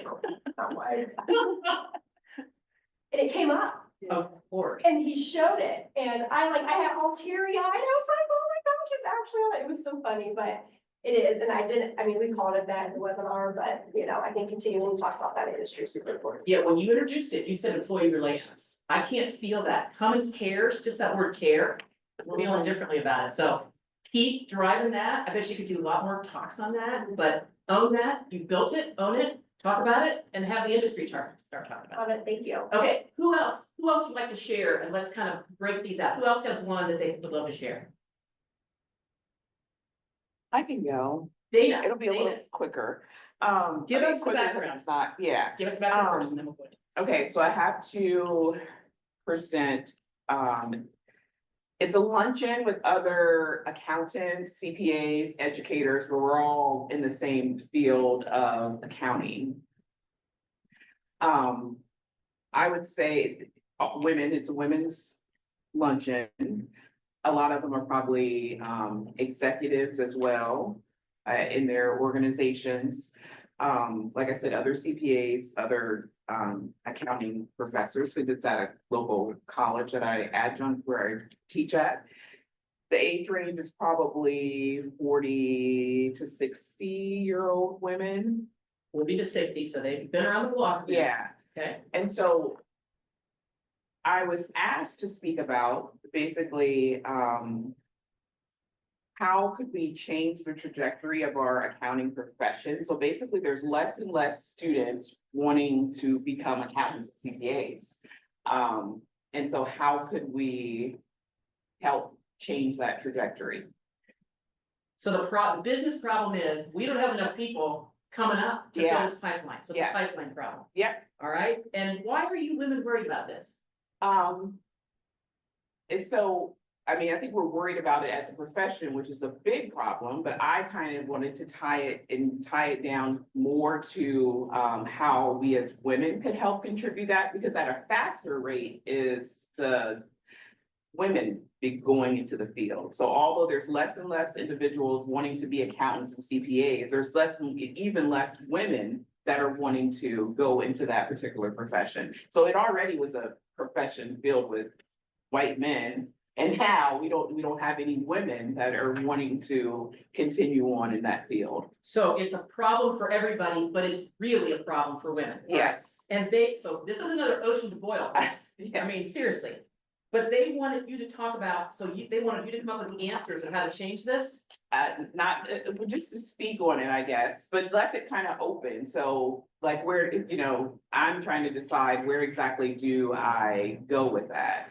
And so my initial reaction and my initial approach was mentorship. I wanted to go down that path. And so my message, and you can tell me. Let's back up just a minute. Yeah. Tell us a little bit more about the audience. How many? It is 35 registered right now. Okay, so this is coming up. So Yeah. you have an opportunity to change this. Okay. Yeah. When is, It's next month, so, yeah, April? yeah, Okay, is it online or together, in person? in person. In person. Mhm. Okay, so 35 in person. How comfortable do you feel with these colleagues? I feel good, like, Okay. these are all individuals that I've met in passing. Okay, so Yeah. you got some kind of relationship with them. Why were you asked to speak? Because it's a topic that I brought up before I was kind of passionate about. Okay, so you care about this? Yes. Why do you care about this? I just think I care about women, like women's organizations, how we can help. And mentorship is something that's really big to me anyway. So I think they kind of identify the work that I've done with other, like even mentoring other small businesses and helping them with their financials, and other organizations that I belong to that also mentor students and potential high school seniors that want to go into accounting. So I already kind of operate in that space. So you're a subject matter expert on this. You know how to get women into this field. Okay, so there's the agency piece, there's their egos piece, right? I'm just kind of Yeah. listening to you. Okay. Anything else about the audience? So you're familiar with them. You have a shared experience as accountants, probably some good experiences and bad, like you said, since there's, some of the legacy males in there. What else about the audience? Are they concerned about this? Do they care about it? I don't know. And so here's the I don't thing. know. Okay. I've had conversations with some of them, and this is kind of where I was gonna take my topic of conversation. So I've brought it up to different people before, just in conversation, and this age group, kind of their mindset is, well, I did it without mentorship, so why can't they? And that's the reason why I kind of wanted to go in that other direction. I cleared the forest myself and I did it my own bootstraps. Why do I need that? Very insightful. So that is a challenge right there, all right? I did it myself. I bootstrapped myself. Why do I need to give my time to do this? Yes. That is something, knowing that, I hope you wrote that down. Yeah. That is something you need to address. You need to acknowledge that's the feeling in the room. Did you have the same experience or were you mentored? I had the same experience, but it's because of that that I feel like I want to help others. Beautiful. So your experience wasn't that great. And Yes. bootstrapping. Yeah. Okay, would you say that your conclusion that your bootstrapping experience wasn't that great, that if they were honest with themselves, theirs wasn't either? Mm-hmm. That's how to get to their hearts, all right? Yeah. Because right now they're like, I can do this myself, you know that they've got this wall. And you could even in your talk, and I know I'm getting a little ahead, but I want to capture this before we go on, to say, I want you to think about how you made it in this profession. You know, maybe you did this, start by cataloging your own. Yeah. You know, perhaps you had the same experience that I did, whatever your bootstrapping experience is. You know, reflect on your own experience. You did it the hard way. Mhm. And what were some of the consequences of doing it the hard way? You need to identify what those are. Yeah. So, because then they're gonna be like, oh, she's right, oh, she's right, oh, she's right. Okay, so you want to get everybody on the same page. So you're really smart in acknowledging this shared experience that wasn't that great. And say, you know, ladies, to be honest, you know, we have an opportunity because we had this crappy experience to make it better for the generation coming after us. Mhm. That's what motivates me, and if we work together, we can motivate the next generation. Acknowledge they had a crappy experience, you know, so Yeah. I think that is a huge opportunity of what we could do, because you gotta shift their thinking, because you're gonna need women power to get this done, right? So you gotta get that hurdle crossed first. Yeah. All right, are there other objections you feel they would have to this concept of mentorship? They're busy, they're executives running firms, you said, so think about what else is on their plate, right? Yeah. Okay. Families probably, I mean, we kind of have the sandwich generation falling in here as well, so time, you know, but. Gotta acknowledge that. Yeah. So what's your solution to get over that? They're executives, they're sandwich generation, they got little kids, how do you get around that? Mhm. Do you have a solution for that? No. Not today, Yeah, but I'd like you to think about that. Yeah, So yeah. that's where that analysis piece, you're acknowledging, you've got to acknowledge that these people are executives running companies, they're Yeah. busy. They're dealing with aging parents, they're dealing with teenagers, they're dealing with all this stuff, you gotta acknowledge that. All right, and I don't know your family situation, but can you identify with any of those things? absolutely. Then Yeah. that's how you say, I know, you know, bring yourself in there and connect to, like, we're all dealing with the same things, Mhm. folks. We're the bootstrap generation, you might even name it that. Yeah. Think about, Yeah, but, yeah. might even name it that, because again, go back to the Cummins Cares things, naming things is so powerful, Mhm. okay? So get them on the same page, creating this shared experience, like, you're not some lone wolf, you know, doing this. We're all in the bus together, I'm just like you, we're all the same, we bootstrapped our stuff, right? But here's what's wrong with that, here's where maybe we didn't get ahead faster, what were the consequences of bootstrapping? I'd like you to think about that. You know, because we bootstrapped, did we not advance as quickly as we could? Mhm. What were the consequences in the business world by bootstrapping? Yeah. Think about, and I bet there's a whole bunch. Yeah. Yeah, and I can see your brain. I can see your wheels turning. There's a whole bunch of consequences. We don't want this for our daughters, our nieces, so make it personal. We don't Yeah. want this for our daughters, our nieces, you know, our, think about all those people that are impacted by this. And that you've got a way forward, you know, and paint the picture of what this is. So another interesting technique is to say, here's how it is now, imagine this future, all right? When you're doing persuasive stuff, talk about how it is now, that this is not a pleasant place to be in.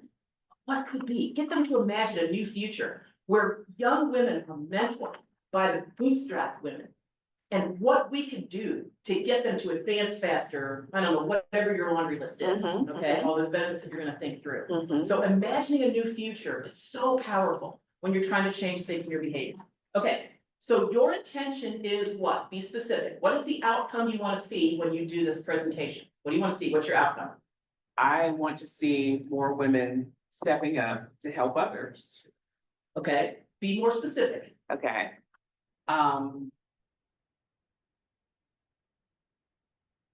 I, What does that, if Yeah. you're taking mentorship, are you saying that we need to form a task force? What are you really saying? yeah. Yeah, I think we could, within our organization, build a team of women that actually identify the students, because this is a university that we're all adjuncts at. So are you all professors? Yeah, Okay, another shared experience. Yeah. Draw on some of that, that Yeah. you're seeing this in your classroom, we're all, you see, there's another connection point. yeah, The more you have in common, okay, so you're seeing it in the classroom. yeah. So Okay. maybe taking the initiative of, supporting those women that are already in your programs, as well as, the younger executives within your companies. Okay, so there's two audiences. Yeah. Younger women in the classroom and the employees in your firms, Mm-hmm. okay? All right, so the question is, because you gotta tell people what you want them to do, but you can't expect them to connect the dots.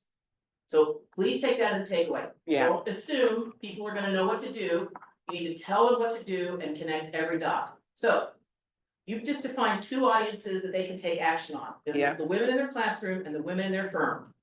So what does that look like? What are you asking them to do for both of those audiences?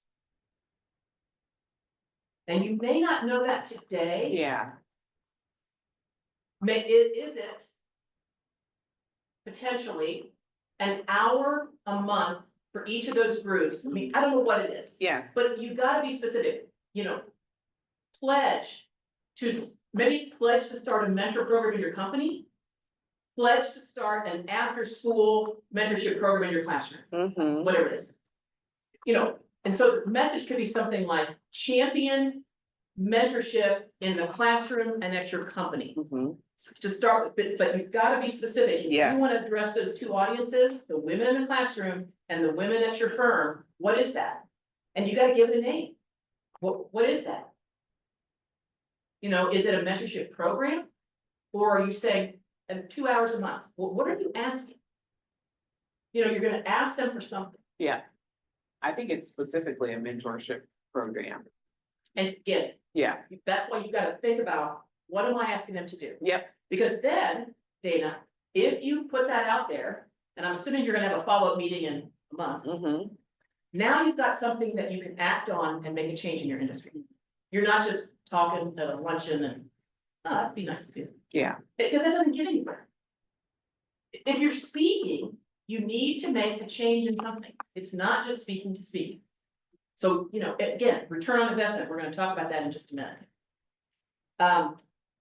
So message wise, you're probably gonna have to keep working on that. Yeah. Do you have a draft message, or now we're gonna go in a different direction based on this conversation?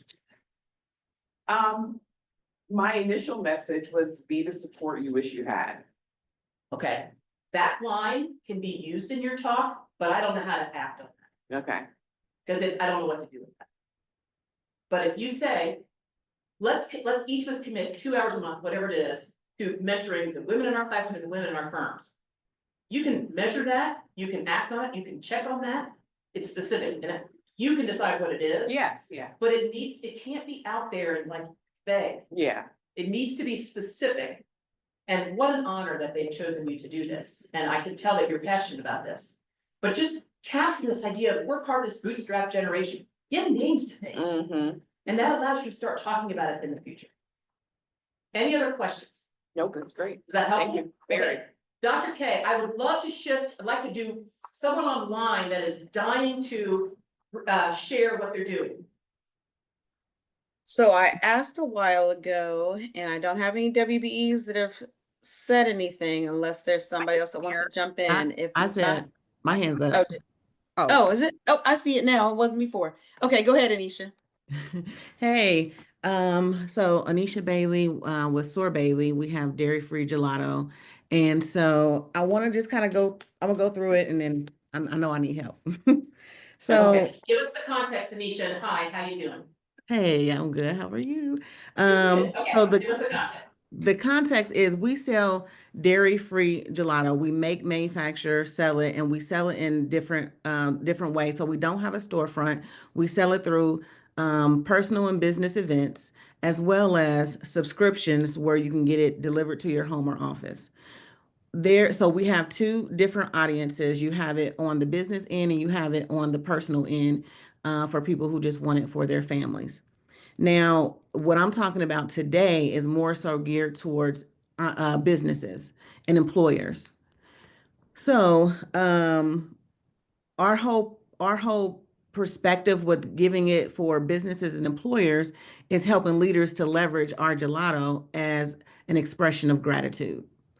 So the audience is going to be business leaders, employers, HR managers who focus on making sure employees have good experiences while protecting the company. Because, my understanding from HR leaders is their job is to make sure they protect the company from the employees having a bad experience.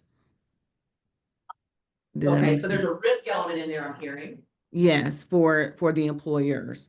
Also, we're talking about business leaders who are looking for ways to boost morale and boost productivity and things like that. Because we're located in the Cincinnati area and we serve between Cincinnati and Columbus, so Cincinnati, Dayton, and Columbus areas, we're in a situation where as a gelato company, we experience all four seasons in this area. So it's not like we're in Miami and it's nice all year round. And like normally people maybe go out to get gelato ice cream, in the summertime or something like that. But because we experience all four seasons, we do experience gloomy months. And morale needs to be picked up during those gloomy months. Let's see. So people are in a situation where what they have in common is that they manage people. They are mindful about their efforts in cultivating winning cultures. They are also mindful in their efforts about acquiring and retaining top talent and rewarding success, and then coaching people through opportunities to improve. So, and they're also mindful about building team morale and just team morale issues. So they're concerned about that, what you're saying. They're concerned about morale. Is there a concern there? Yes, because morale is going to determine how well they do, is going to determine the culture, is going to determine just if people even want turnover, it's going to determine turnover. It's going to, so that's a thing. Okay, so if I were to boil that down, what you said, the shared problem is each one of us is always trying to make morale better. So it's all about morale, right? Mm-hmm. I mean, if you boil it down, and morale is part of the experience that you share. They're all concerned about experience, but morale is a key piece of the experience. Mm-hmm. Is that strong enough, that idea of morale, to get leaders to care? Do they care about morale? So I think they care about morale. I wonder though if they care about it directly. Or if Talk it's more about that. What do you mean by that? so it's kind of like, is morale more of a result or is it something that they intentionally are looking to build? And if it's, What? go ahead. What does morale affect? Morale affects, it's kind of like, so there's a t-shirt that my kids had in summer camp and it says, your attitude affects your altitude. And so morale is that attitude. How do I feel about coming into work? Am I bought into the idea of our mission and things like that? And so if you can build people up around that and through intentional expressions of gratitude, help people to be able to see, hey, I am appreciated. Even if I make a mistake, my boss has brought me in with a cup of gelato and we're having a discussion over the mistake with that, where I can receive it better maybe. Or, hey, we're having an appreciation luncheon or just an appreciation day over this gelato, but we're not getting a bucket from Kroger. We're getting sorbet. Okay, so would you say, Anisha, that there is a gratitude problem in organizations, that organizations don't spend enough time being grateful for their employees. There's a gratitude problem. And that leads to a morale problem, which leads to a revenue profitability problem. Can you make the tie between gratitude, morale, and business results, financial? So in my preliminary research, I can. And as far as like I think you asked can about their I'm trying to get my thoughts together as far as them being able to tie gratitude to productivity. I'm not sure that they think about it like that right now. But can you shift their thinking? And let me give you agency. Okay. Have you seen a result in the customers that you currently serve, and I know you're a new business, where they can say that improved morale does affect our business results? Can you get that from your current customers? Yes. And I can also get that from research. Thank you. Yes. So here, your storyline is beautiful and it's simple. Don't muddy the waters with a lot of stuff. I have 3 words I wrote down. Gratitude from the employer leads to higher morale from the employees, which leads to better business results. There's your formula. And I love and I just can see you telling the story with the attitude affects altitude. You need to use that. That's great. Because the altitude, people want their companies to soar. So you can tie that whole t-shirt thing, remember the emotional piece? You can tie that whole t-shirt thing to altitude. We're gonna soar if we can address this issue. You're right, you can use the experience of your customers and data. I guarantee that there's data between employee morale and financials that's out there. And you don't need to give them a lot of data. You need to give them some data, you need to give them some story and your proof from your own customers. You can say, I've seen this with our own customers, blank, and tell the story. And you might need to do a little research by kind of digging in with some of your customers, maybe some of your repeat customers that can tell you how this has transformed morale. But that's a beautiful story right there. Gratitude, morale, financials. Okay, so let's go back. You first have to get them though, because you said, do they really believe they have a morale problem or a gratitude problem? Or are you introducing the fact that they have that? I think I'm more so introducing the fact because I don't know that they even think about it from that perspective. For instance, we have gone to places and they say, hey, we do birthday celebrations. And so we would like the gelato because normally we get maybe Jenny's or Grater's, but they want this. And so I noticed that when people come in to get the gelato, they don't really have a discussion about, hey, happy birthday. We really appreciate the work you do, things like that. And to be able to tie now having that actual discussion opposed to just come and get your stuff and go back to your desk is going to make a difference. I love it based on how you describe this. If you talked about the gratitude gap, you've identified a problem in all the businesses you've worked with, there's a gratitude gap. You got to bring this problem to their attention. And you might even want to call it the gratitude gap. Yes, I love it. And what's the fallout from a gratitude gap in companies? There's a lot of fallout. The biggest fallout is morale. Yeah. And what happens when morale suffers? Our business suffers. So you see how you're building a business case for ice cream, right? But you gotta get them to sit on the edge of their seat by drawing them to their attention to a problem they may not know exists, that they more than likely have a gratitude gap. And you need to build that case of what that looks like, right? Because they're gonna pay attention to gratitude gap. I didn't know that was a problem. And wait, you're telling me that affects morale and morale affects financials? There's your storyline there, potentially. Potentially, because like you said, you want them to not just, eat their gelato and go away. And I love the fact that there's G language there, right? Gratitude, gap, gelato, you can do a lot with that, okay? So audience wise, you gotta get them to pay attention to problems. So you've got a challenge with their audience because they don't even know they have a problem, okay? All right, based on audience stuff you shared. I want to go a little deeper and then we're going to keep moving on. What's your intention? What's the thinking or behavior change you want to make? Succinctly. I would want that for the company to build their culture around intentional discussions and expressions of gratitude, and healthier options for their people. And I think as a result, it will affect the work-life balance mentality. Does that make sense? From the I would argue standpoint, that you want to plug the gratitude gap. Don't okay, don't make it too hard to achieve. okay, Your thinking is you want them to plug this gratitude gap. There is a gratitude gap. Here's what it affects. Your outcome is take an action to start plugging that gratitude gap. That's not elegant wording, but Mhm. one solution, one outcome. You've got to address, you got to get them to take this gratitude gap seriously. It's affecting Okay. their business. All right. Mhm. And then you're going to tell them how to plug the gratitude gap. You got the solution for that. And you got to really simplify that.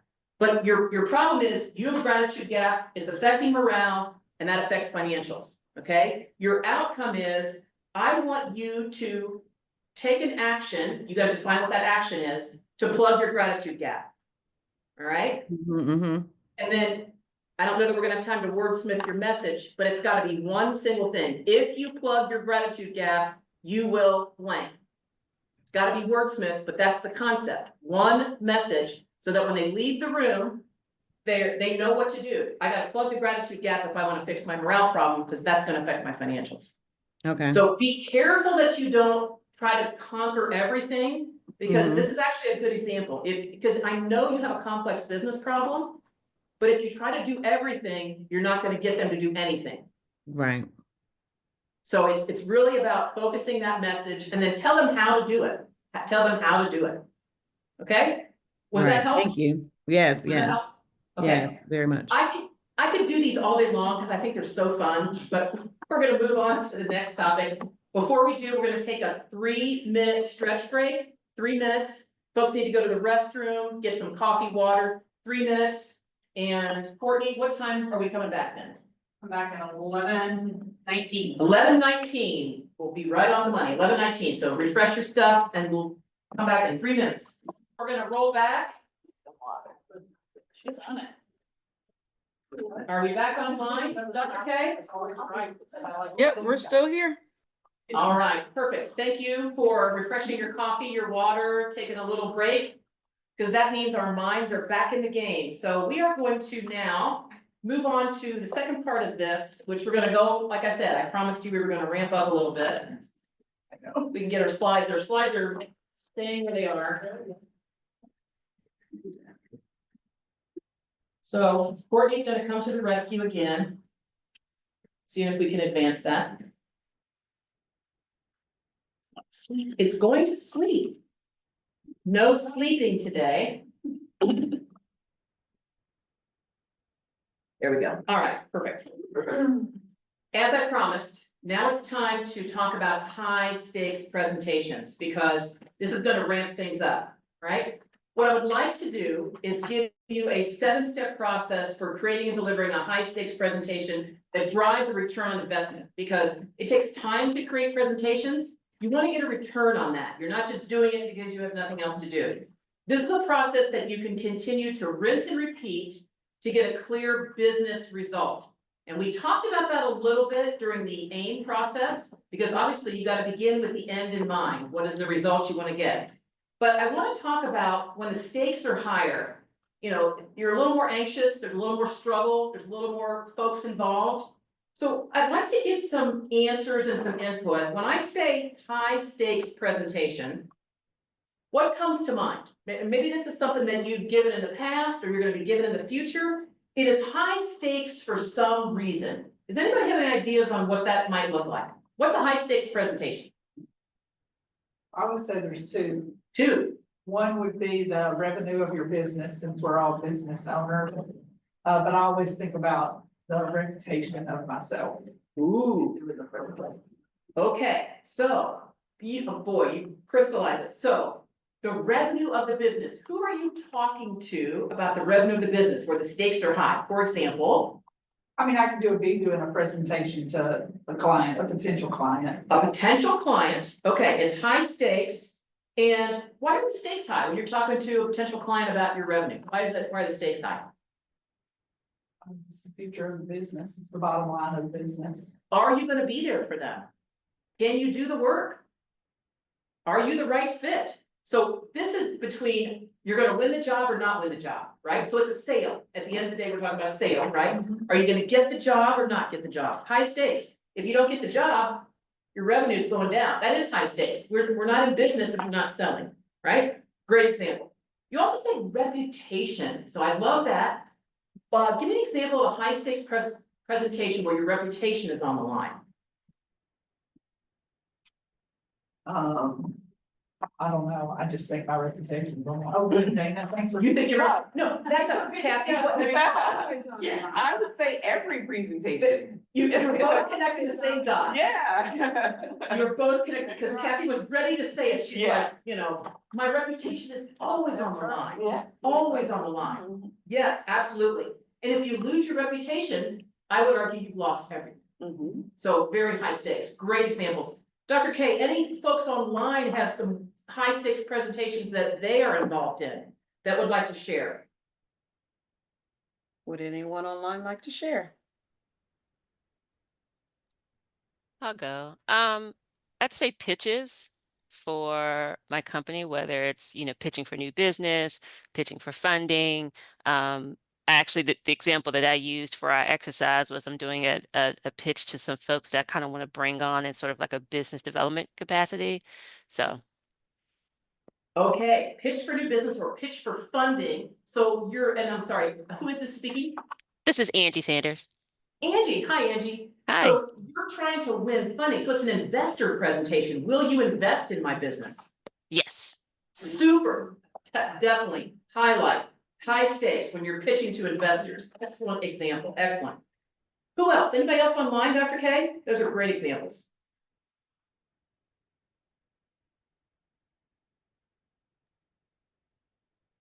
I do not see any other hands raised in the chat. All right, so investor presentations, sales presentations. I would argue a conference keynote where you're in front of your peers. Are you gonna shine or are you gonna be like everybody else? That's high stakes. That's high stakes. Change management. What if you're in an organization where there's a huge change coming? Maybe there's a digital transformation, high stakes. You're gonna pitch some kind of a new ERP system, for example, high stakes. You can either succeed or fail. There's lots and lots of these. Often, high stakes presentations are given to larger teams in many cases. But the bottom line is, a presentation is high stakes if there's like a make or break business result. And the examples that you all have shared, clearly, there's a make or break business result.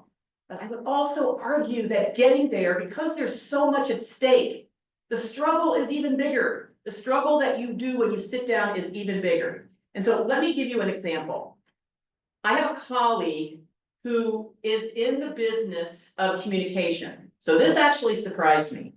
Because he's in the business of communication, he was invited to be the keynote speaker of a huge regional conference as a subject matter expert, okay? So unfortunately, he did what a lot of leaders and executives do. He waited too long to get started. So the struggle that's already hard got a lot harder. And so as people do when they're looking for a lifeboat, they reach out for some help. And he called me and he said, I'm presenting on this, and I think it was maybe 2 or 2.5 weeks away, the major keynote on a ballroom stage. He goes, I need some help. He goes, I'm all over the place, I need some help. And I said, well, send me what you have. And let me take a look at it. So he sent me, I'm not kidding, 88 slides. 88 slides. And again, this guy's in communication. 88 slides all over the board. There was no rhyme or reason to any of it. It was just, again, I kind of alluded to this patchwork quilt where he had pulled some things off the shelf that he had done in the past. And I looked at these 88 slides. I mean, I couldn't make heads or tails out of them. So I called him and I said, let's take a step back. First of all, the slides, and we're going to talk about this from a process standpoint where slides fit in the picture. We totally started over, and we started with the same AIM process. The audience, we talked about what their issues were in that region, the intention of what he was trying to do, and the message. We put all the slides on the shelf for now. But that just shows you that even he, who's in communication, did not follow a process for a speech, a presentation that was high stakes. Because he could have failed in front of his peers. You talk about a reputation damage, he could have totally failed in front of his peers. So every story hopefully has a happy ending. We worked together. I helped him with his opening, I helped him with his close. We mapped out what that middle part should look like, and he really did come up with a good idea that he wanted to share with this group. But there were no 88 slides. I mean, we pretty much started over with the single message.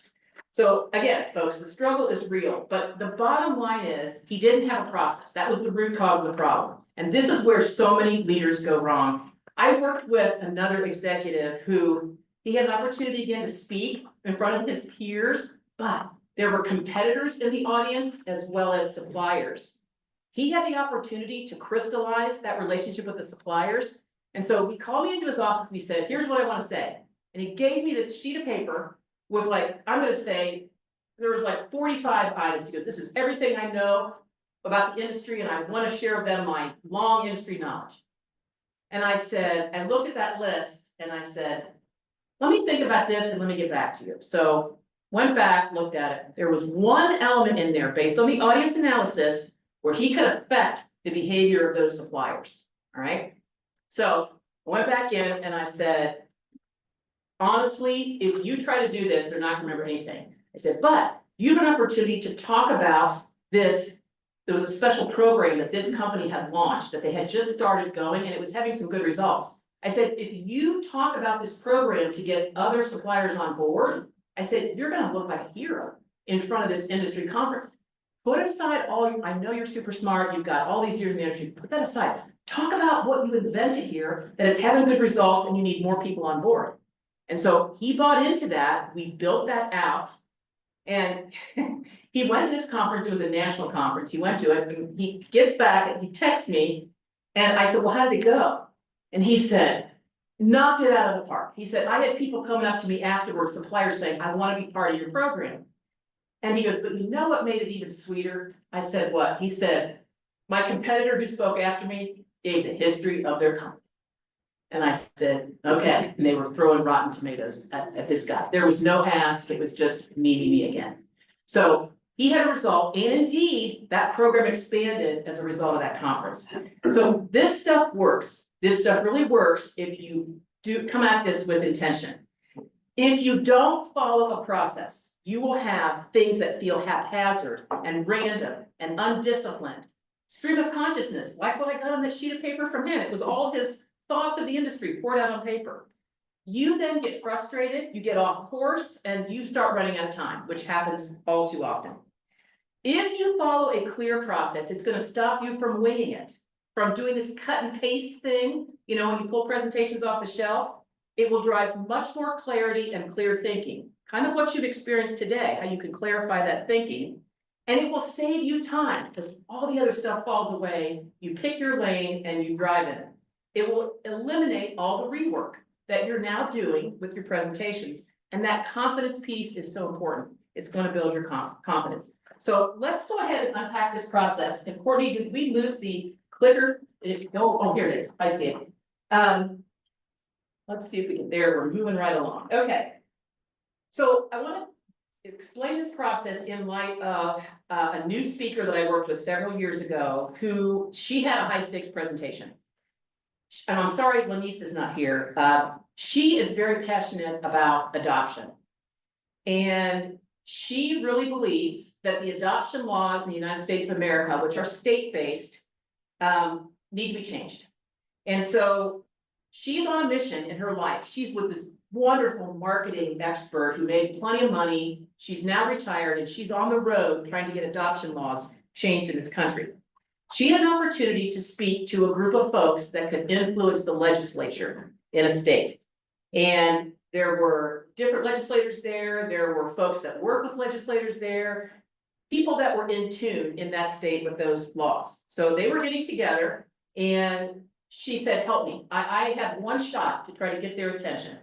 So what is the first step in the process when you have a high stakes presentation like that? You've got a captive audience. You can change them to fulfill a goal that you want to change. First step is to do a lot of the research. Immerse yourself in the topic. This is the first thing you do when you've got a high stakes presentation. Immerse yourself in your topic, whatever it is. Second, look at everything, books, documents, websites, online or in print. Interview people, go outside yourself and talk to people that can give you insights into whatever your topic is. This mentorship idea, Anisha, you mentioned this whole idea with morale and this whole idea with gratitude. I know there's Harvard Business Review research you could probably do to get some of those points that you need to make, as well as stories. Event information, remember I talked about those event planners? Have those calls, reach out to people, don't take no for an answer. You know, interview these people and get some information about the event. And again, that audience information. Now, for this particular talk on the adoption piece, we looked at past presentations she had done. Obviously, I looked at her bio. I looked at newsletters that her organization was putting out because she runs a nonprofit